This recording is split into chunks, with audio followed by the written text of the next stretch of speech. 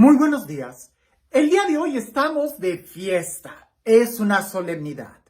Estamos celebrando la Inmaculada Concepción de la Santísima Virgen María. Pero vámonos despacio, no trates de correr.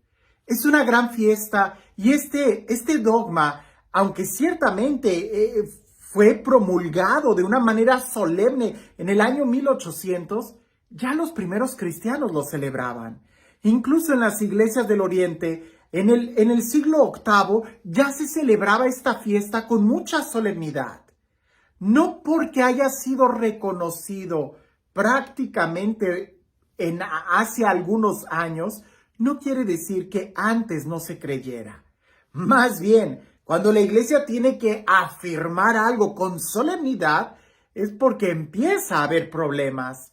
Pero al principio a los cristianos no les costaba ni un problema el creer y profesar que María era la Madre de Dios.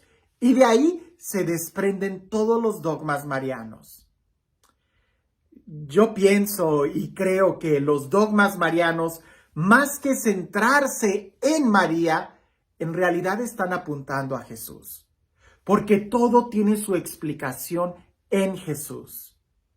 Si nosotros creemos que Jesús es Dios, entonces no vamos a tener miedo al afirmar que María es Madre de Dios, de Jesús. Hace poco me topé con una persona que me estaba haciendo algunas preguntas y la verdad hasta ternura me da. Definitivamente yo no quise continuar la conversación, pero hasta me daban ganas de abrazarlo y decirlo, ya, tranquilo, todo va a estar bien. Esta persona se enojaba mucho y decía, es que ¿por qué dicen que María es la mamá de Dios? ¿No se dan cuenta que si María es la mamá de Dios, entonces es la abuelita de Jesús? Y yo le decía, a ver, ¿cómo sacas de que María es la abuelita de Jesús?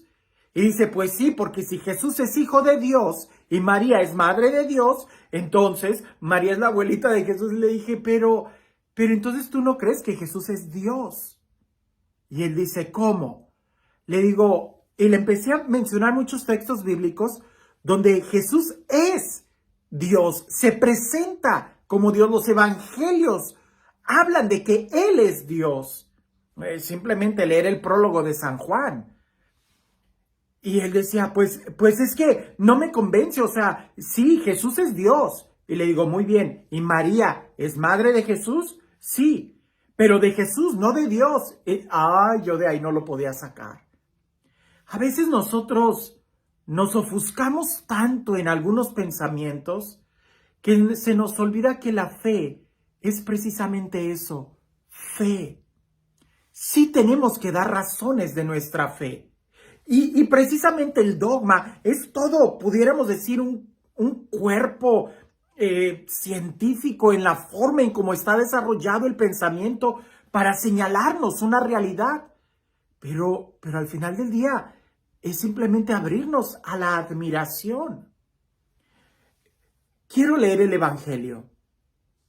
Y para esta fiesta yo creo que la segunda lectura es la que más me gustaría predicar, pero pues hemos estado reflexionando los evangelios aquí en YouTube. Ojalá que tú pudieras ir a misa y escuchar y prestar más atención a lo que te van a decir de este dogma precioso de la Inmaculada Concepción de María. Pero leamos el evangelio. Dice así: en aquel tiempo, el ángel Gabriel fue enviado por Dios a una ciudad de Galilea llamada Nazaret, a una virgen desposada con un varón de la estirpe de David, llamado José. La virgen se llamaba María. Entró el ángel a donde ella estaba y le dijo, alégrate, llena de gracia, el Señor está contigo. Al oír estas palabras, ella se preocupó mucho y se preguntaba qué querría decir semejante saludo. El ángel le dijo, no temas, María, porque has hallado gracia ante Dios. Vas a concebir y dar a luz un hijo, y le pondrás por nombre Jesús. Él será grande y será llamado Hijo del Altísimo. El Señor Dios le dará el trono de David su padre, y él reinará sobre la casa de Jacob por los siglos, y su reinado no tendrá fin. María le dijo entonces al ángel: ¿Cómo podrá ser esto, puesto que yo permanezco virgen? El ángel le contestó: El Espíritu Santo descenderá sobre ti, y el poder del Altísimo te cubrirá con su sombra. Por eso, el santo que va a nacer de ti será llamado Hijo de Dios. Ahí tienes a tu parienta Isabel, que a pesar de su vejez ha concebido un hijo y ya va en el 6º mes, la que llamaban estéril, porque no hay nada imposible para Dios. María contestó: Yo soy la esclava del Señor, cúmplase en mí lo que me has dicho. Y el ángel se retiró de su presencia. En este texto podemos ver muchas frases que nos deben de iluminar. Y no se trata solamente de hacer un examen, no sé, de sintáctico del texto bíblico. No, la fe va más allá, es una experiencia. Pero si tengo la Biblia en griego, en algún otro video, yo te mostré la Biblia abierta y te decía las palabras que se usa y el lenguaje, ¿verdad? Esa frase, como el ángel le dice, que charitomene, o sea, la llena de gracia, no es una buena traducción, porque la conjugación en griego implica una acción constante, algo así como lo que nosotros tenemos como el presente perfecto, ¿verdad? Decíamos las terminaciones, ando, yendo, estoy comiendo, o sea, en este momento estoy comiendo. Bueno, en griego hay un verbo, una conjugación que implica el pasado, el presente y el futuro. Es una acción constante. Y estas conjugaciones no se utilizan mucho. Por eso en el español no lo tenemos. En el inglés tampoco tenemos este tipo de conjugaciones. Pero en griego sí está. Y es ahí donde el ángel le dice a María, la llena de gracia. En el español entendemos que la llena de gracia es como que en ese momento, lo que puede decir o lo que pudiera significar que antes no o que después quizás no. Pero así no está en el idioma original. En griego, si leemos la frase, nos da a entender que antes, ahora y después, ella es la plenamente llena de gracia. Vaya, qué saludo le da el ángel a María. Luego, en todo este contexto donde se desarrolla ¿quién será él? ¿Será llamado Hijo de Dios? ¿Será el Salvador, el portador de todas las promesas del Antiguo Testamento? Pero al final, como el ángel le dice, no hay nada imposible para Dios. Y aquí nosotros pudiéramos hacer un alto y reflexionar de una manera sencilla.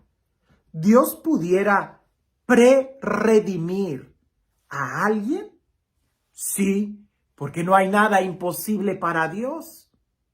Pero no nos centremos en María. Enfoquémonos en Jesús. Jesús es Dios hecho carne, como dice el prólogo de San Juan. La palabra se hizo carne. La palabra era Dios. La palabra estaba con Dios. Y la palabra se hizo carne y puso su morada entre nosotros. Está hablando de Jesús. Dios se hace carne. ¿Para qué? Para que Él, asumiendo nuestra naturaleza, pudiera salvarnos en la cruz. Pero la carne que Jesús tenía que tomar, por supuesto, tenía que ser 100% humana. ¿Verdad? Pues no es un extraterrestre que bajó y ya apareció aquí. Tenía que ser 100% humano. Tenía que nacer exactamente como uno de nuestra especie. Pues lo que no se asume no se redime. Por eso nació en una mujer. Y en este sentido, sin entrar en los demás dogmas, la carne que Jesús tomó tenía que ser libre de pecado, porque si Jesús nacía en pecado, entonces ya no podía salvarnos. Él que no cometió el pecado, dice la carta a los Hebreos, murió por nosotros. El justo muere por nosotros. Él paga el pecado, Él paga la culpa de nuestro pecado. Él no tenía que tener pecado en su carne, de ninguna forma. Y si recordamos el Antiguo Testamento, la paga o la culpa del pecado se iba heredando. Por eso Jesús no podía heredar el pecado de ninguna forma. Pero, entonces, ¿cómo le iba a hacer con María? Bueno, ahí es donde entra este dogma de la Inmaculada Concepción. Sabemos que Jesús va a salvarnos, sabemos que Jesús es el Hijo de Dios y sabemos que era necesario que Jesús no tuviera pecado.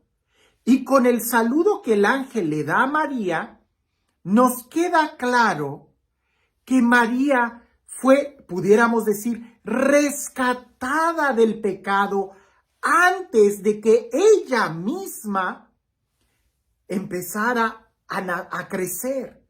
Por eso la Inmaculada Concepción no se está refiriendo a Jesús, se refiere a María. Cuando María, podemos decir, se concibe en el seno de su mamá, de Santa Ana, en ese momento María es prerredimida, se le aplica la salvación, nos decía un profesor. Es como si ahí en el vientre de la mamá de María, en Santa Ana, en el momento en que María, la Virgen María, va a ser concebida, es como si en ese momento la hubieran bautizado. ¿Pero cómo? Si el bautismo todavía no existía. Para Dios no hay nada imposible. Dios no es como nosotros. Dios ve el presente, el pasado y el futuro al mismo tiempo. No es como nosotros.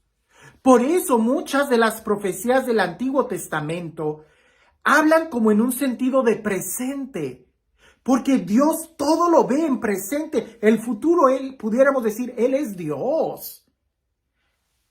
Ahora, no se trata de méritos o virtudes de María, se trata de la necesidad de Jesús para salvarnos.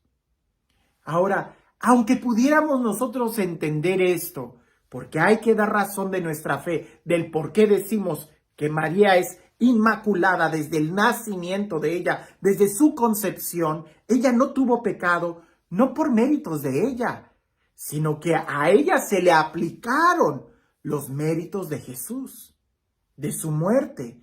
Ella, mira, no es incluso tan difícil de pensar. La primera persona que recibió a Jesús, ¿quién fue? María. La primera persona que lo escuchó, María. La primera persona que lo dio a conocer al mundo, María. Pues no debiera de ser ella la primer redimida. Pues claro, y eso fue incluso antes de que Jesús naciera.